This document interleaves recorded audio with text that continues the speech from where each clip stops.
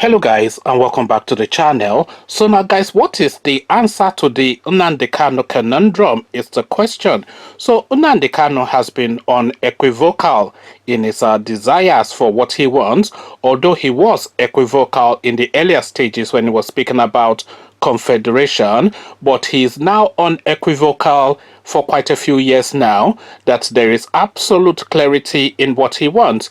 He wants a breakaway country which is going to be named Biafra. I don't think too many people have any doubts about that because he has been vocal about that for long enough. But how is that achieved is the question.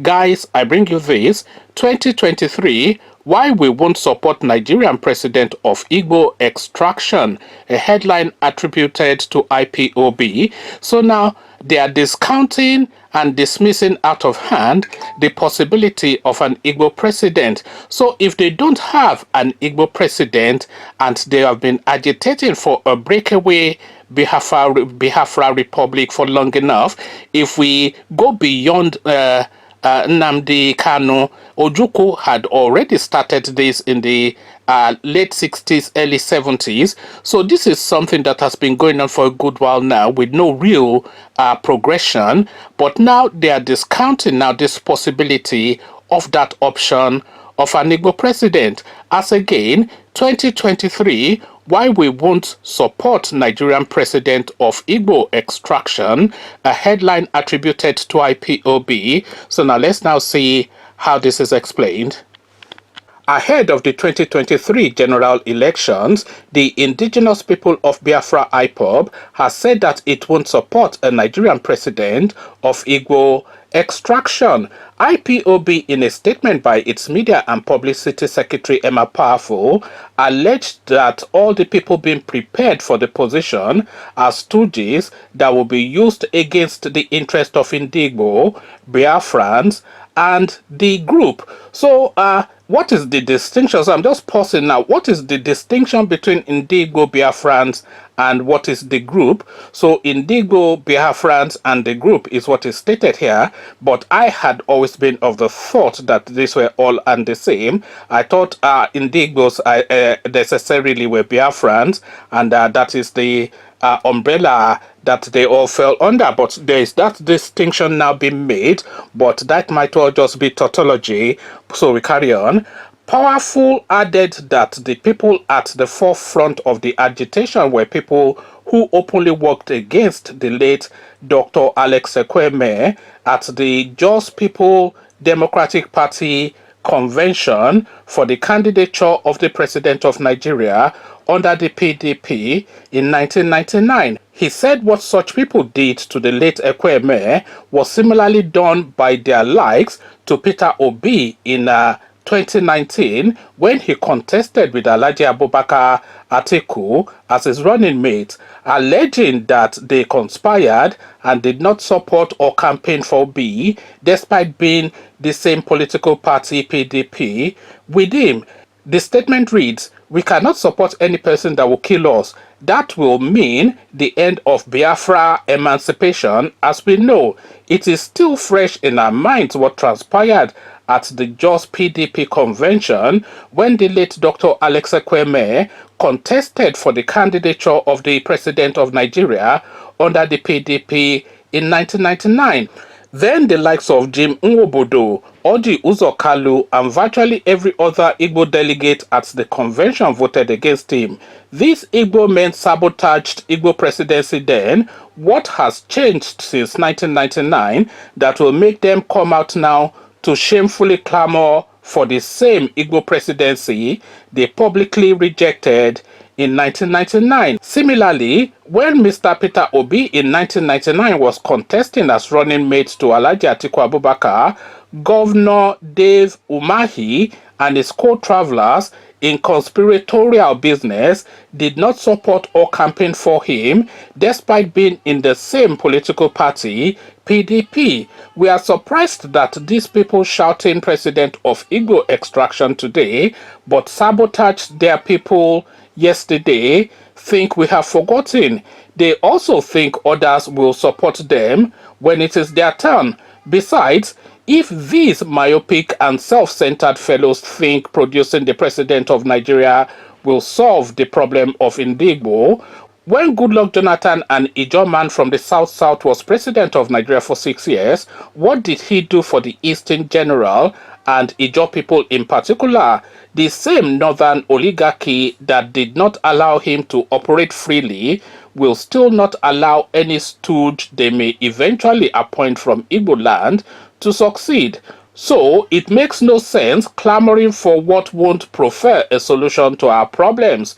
The few major roads built in the southeast and south were done not by an Igbo man, yet none of these traitors masquerading as Igbo leaders today have been able to compel their slave masters to rehabilitate them. Most of these self-acclaimed Igbo and Eastern region leaders are caliphate-bred traitors, and we cannot trust them. So that is the response now of the IPOB movement to the possibility of an Igbo president. And for an Igbo president to happen, by the way, they would need the consent, they would need the tacit approval of the IPOB movement, because the IPOB movement is the most cohesive of all of the Igbo voices that we have out there. It's the most potent and the largest, and it has the most active following. So Ohaneze in Igbo is essentially filled with elderly men,